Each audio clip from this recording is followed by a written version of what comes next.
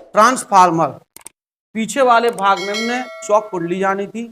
चौक कुंडली में हमने इतनी सी बात जानी थी कि वह 100 प्रेरण की घटना पर आधारित है, प्रत्यावर्ती धारा की प्रबलता को बिना विद्युत ऊर्जा क्षय के बदल सकती है। आज हमारे पास ट्रांसफार्मर। ट्रांसफार्मर एक ऐसी युक्ति है जो प्रत्यावर्ती धारा की वोल्टता को बिना ऊर्जा क्षय के बदल सकती है। प्रत्यावर्ती धारा की वोल्टता को यानी वोल्टेज को बढ़ा सकती है, वोल्टेज को घटा सकती है बिना शक्ति क्षय के। शक्ति क्षय में परिवर्तन नहीं होगा, शक्ति क्षय नहीं करेगी, यानी वोल्टेज बढ़ाई, शक्ति नियत रहेगी, पहले शक्ति बराबर बाद की शक्ति।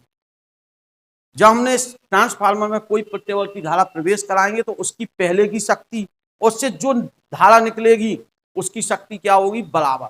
और वोल्ट तो बदल देंगे, वोल्टेज हम क्या कर सकते, बदल।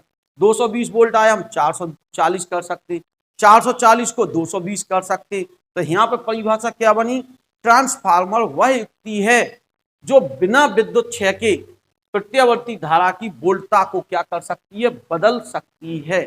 प्रत्यावर्ती धारा की वोल्टता को क्या करना है, बदलना है।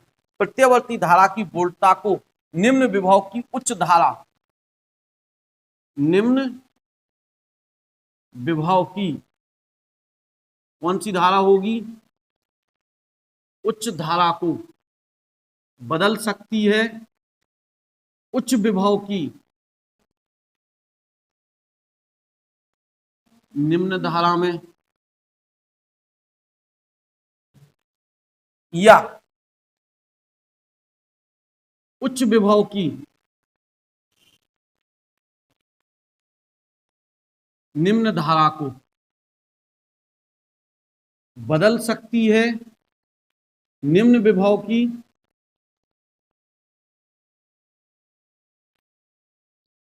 अब ये समझ में हमारे नहीं आई, निम्न उच्च और इन सबको शक्ति P का मान क्या रहना है, P बराबर क्या होता, अगर वोल्टेज बड़ा होगा तो धारा छोटी होगी, गुणा तो नियत है। तो निम्न विभव, छोटा सा वोल्टेज है तो उसकी धारा क्या होगी, बड़ी होगी। जब विभव को बढ़ाएंगे तो धारा का मान घट, तो हमने कहा निम्न विभव की उच्च धारा को उच्च विभव की निम्न धारा में बदल सकता है, या उच्च विभव की निम्न धारा को निम्न विभव की, क्यों, शक्ति नियत है, P का मान इसमें क्या है, नियत, पहले की शक्ति बराबर बाद की शक्ति। ट्रांसफार्मर एक ऐसी युक्ति है जो बिना शक्ति क्षय के प्रत्यावर्ती धारा की प्रबलता को क्या कर सकती है, बदल सकती है। वह युक्ति जो बिना विद्युत क्षय के प्रत्यावर्ती धारा के विभव या वोल्टता को क्या कर सकती है, बदल सकती है, ट्रांसफार्मर कहलाती है। यह अन्योन प्रेरण की घटना पर आधारित, पीछे वाली 100 प्रेरण पे थी, ये वाली किस पे, अन्योन प्रेरण की घटना पर आधारित है। तो इसमें हम निम्न विभव की उच्च धारा को उच्च विभव की निम्न धारा में बदलेंगे, उच्च विभव की निम्न धारा को निम्न विभव की उच्च धारा में। ट्रांसफार्मर दो प्रकार के होते हैं, एक होता है उच्चाई ट्रांसफार्मर,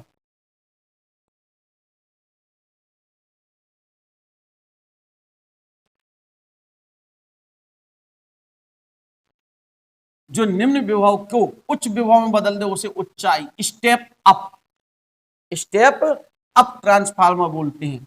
एक होता है अपचाई ट्रांसफार्मर।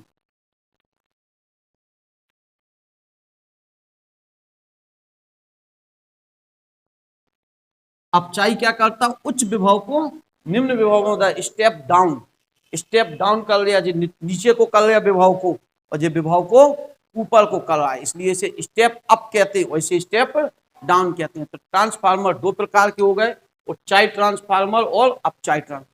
अब पहले हम ट्रांसफार्मर की रचना पढ़ लें। रचना में हम जाने, इसमें नर्म लोहे की रॉड लेते हैं, ये हमारे पास नर्म लोहे की रॉड,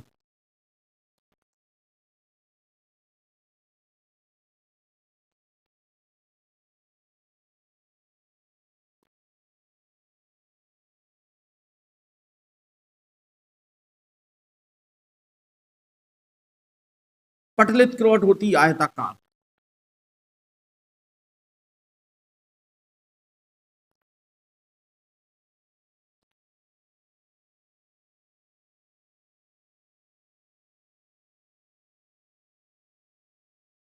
ठीक है, ये नर्म लोहे की रॉड है, मीन्स आयताकार पत्तियां ली, बीच में से कटी हुई हैं, उन पत्तियों को एक के ऊपर एक क्या करते चले गए, रखते हुए चले गए। इस तरह से एक रॉड बना ली, इसे बोलते हैं नर्म लोहे की रॉड। ये क्या है, नर्म लोहे की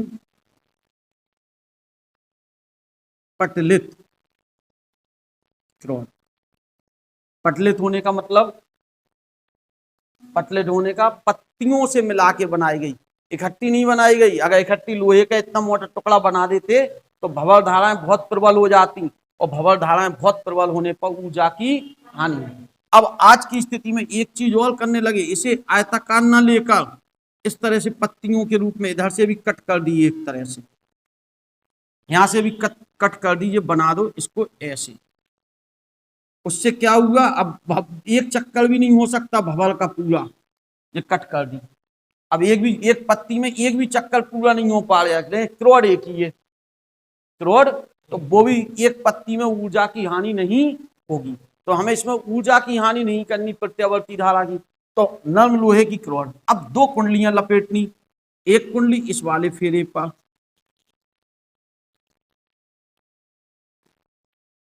मोटे तांबे के तार के कम फेरे लपेट दिए मान लो इसमें, इसे प्राथमिक कुंडली कहते हैं। कौन सी कुंडली, इसमें फेरों की संख्या NP है। दूसरे में तांबे के पतले तार के, ये मोटा तार था तांबे का मान लो,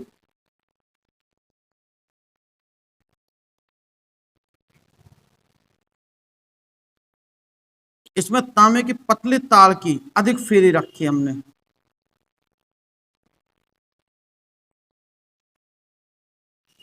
ये द्वितीय कुंडली हो गई। अब बदल भी सकते इसको, अभी बताते हैं। ये कौन सी कुंडली है,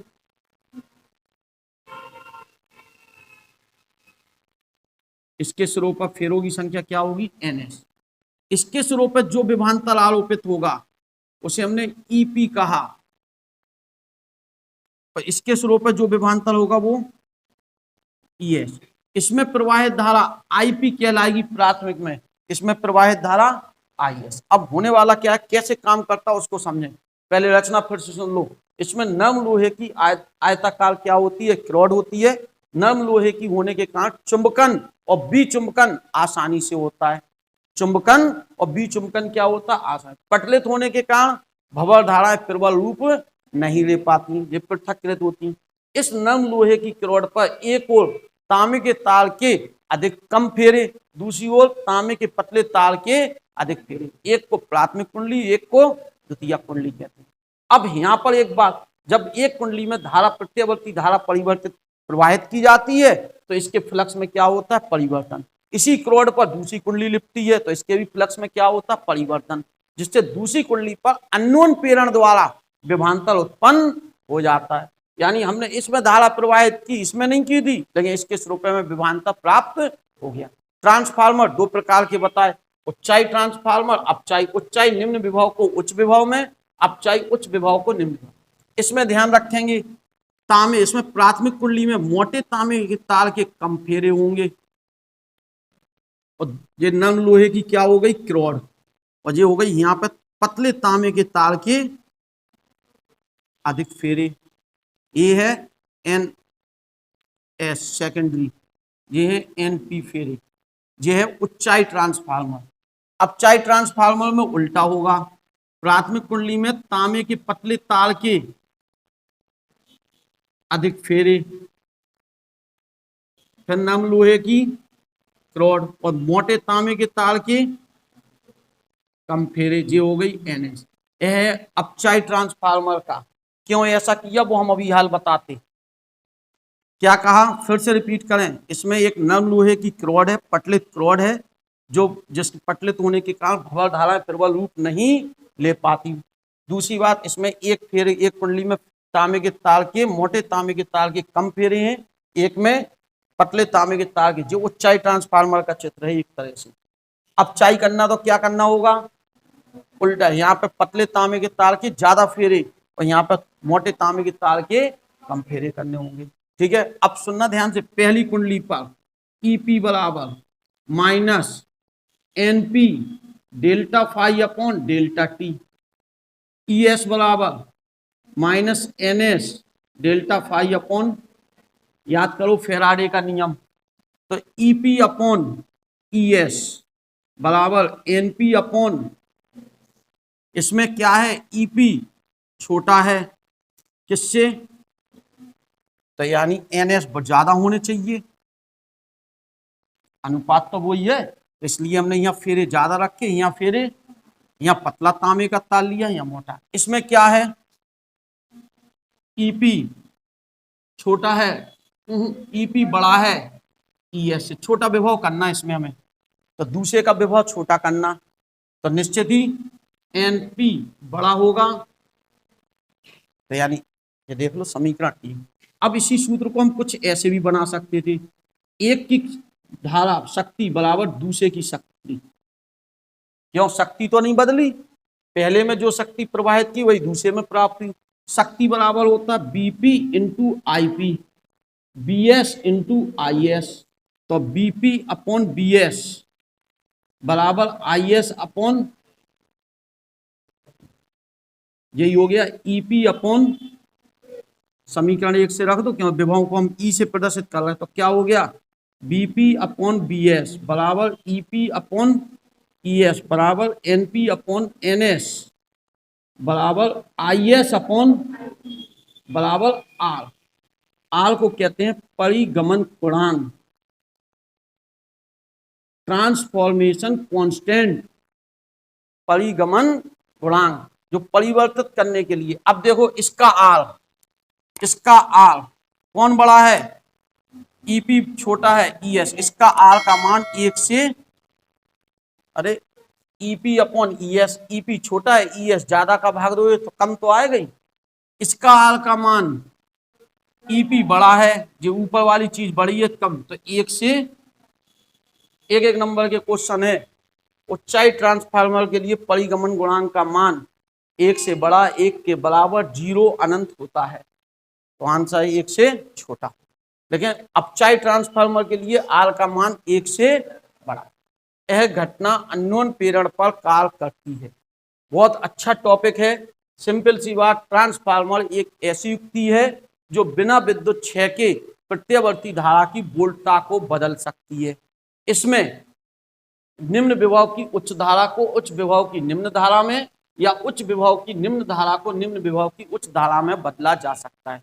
यह ट्रांसफार्मर दो प्रकार के होते हैं, उच्चाई ट्रांसफार्मर, अपचाई, स्टेप अप स्टेप डाउन, इसमें फेरों की संख्या कम, इसमें फेरों की संख्या ज्यादा दूसरे, इसकी प्राथमिक में फेरों की संख्या ज्यादा, द्वितीयक में फेरों की संख्या। नर्म लोहे की पटलित रॉड, दो कुंडलियां लिपटी हैं, एक ही रॉड पर लिपटी हैं, तो जो फ्लक्स में परिवर्तन इसके होगा वही फ्लक्स में परिवर्तन, बस ईपी निकाल लिया, ईएस अपॉन कर दो, बाकी तो शक्ति समान है ही दोनों में, पहले की शक्ति बराबर शक्ति का क्षय नहीं हो रहा है। पूरा चैप्टर कंप्लीट होता है। ये वाला टॉपिक जो हमने पढ़ा है, ये विद्युत चुंबकीय प्रेरण में भी है कहीं कहीं, तो उससे कोई मतलब नहीं, पढ़ना आपको ये आगे पीछे कहीं भी पढ़ लो। हमने यहाँ इसलिए पढ़ाया कि स्वप्रेरण गुणांक चौक कुंडली 7 में निपट गई, दोनों उदाहरण एक ही जगह लग गए, अननोन प्रेरण और स्वप्रेरण, बस इट्स ठीक है।